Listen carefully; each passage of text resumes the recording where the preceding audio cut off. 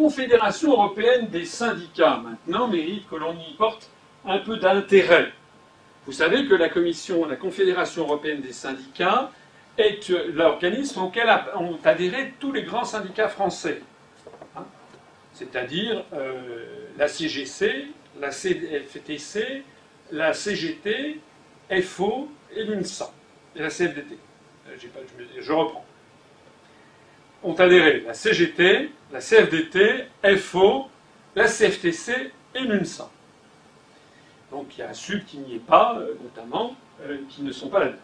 Mais en fait, cette Confédération européenne des syndicats finance les syndicats qui ont adhéré. Et vous voyez en particulier, je sais ce que je viens de dire ici, CFDT, CFTC, CGT, FO et l'UNSA font partie de la Confédération européenne des syndicats. Or, comment la Confédération européenne des syndicats est-elle financée elle-même? La CES finance ses activités et rémunère son personnel par l'intermédiaire des cotisations de ces organisations affiliées qui sont proportionnées au nombre d'adhérents de ces dernières.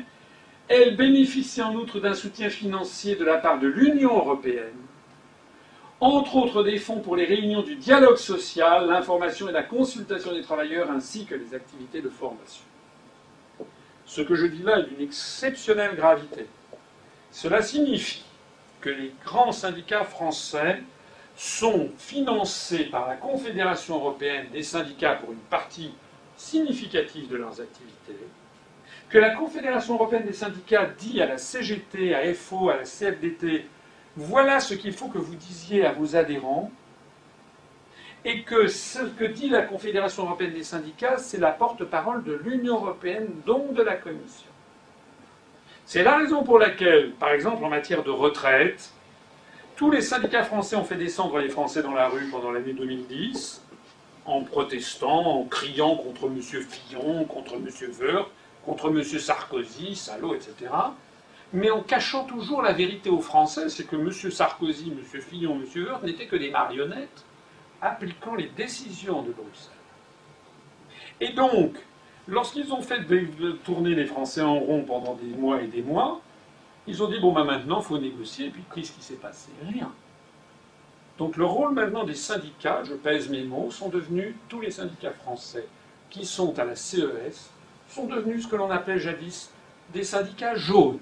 C'est-à-dire qu'ils sont, de la même façon, c'est ce qui était apparu à la fin du XIXe siècle avec les syndicats jaunes, qui étaient des syndicats qui étaient financés par les patronats pour faire semblant de s'opposer à eux, mais pour au bout du compte noyer le poisson. Eh bien, nous avons ce système qui a été institutionnalisé au niveau européen. C'est la raison d'ailleurs pour laquelle beaucoup de salariés français sont désespérés. Nous avons à l'Union populaire républicaine des syndicalistes qui sont désespérés de voir à quel point la centrale parisienne, après faire semblant de s'être battue contre elle, finalement écrase tout. Est-ce que c'est vrai ou est-ce que c'est pas vrai ce que je dis? C'est la vérité.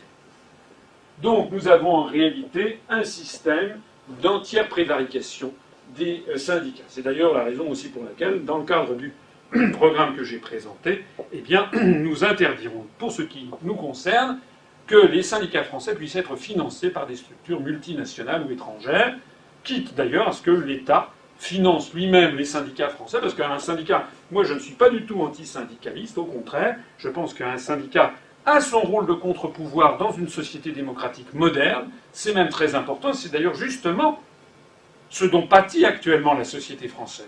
Si les Français sont à ce point désespérés, c'est justement parce qu'ils ont le sentiment de ne plus être défendus jusqu'au bout et par des gens qui partageaient leur combat, comme ça pouvait être le cas naguère et même jadis.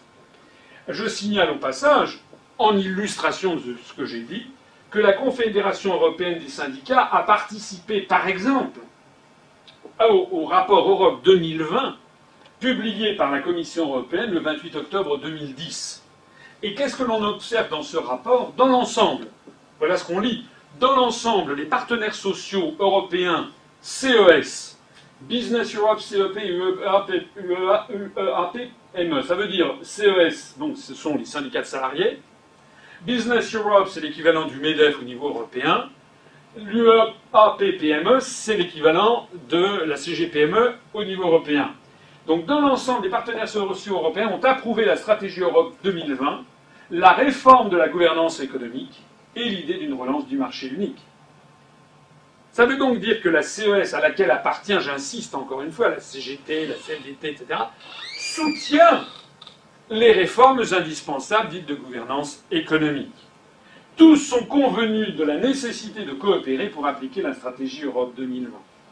C'est pour ça d'ailleurs que dans cette société française actuelle qui va si mal, vous n'avez plus aucun corps intermédiaire qui soit là pour s'opposer à ce qui se passe. Et que les syndicats font de l'accompagnement de mesures, en faisant un petit peu mousser certaines critiques, parce que quand même ils ne peuvent pas dire que tout ce qui se passe est bien, mais en les neutralisant.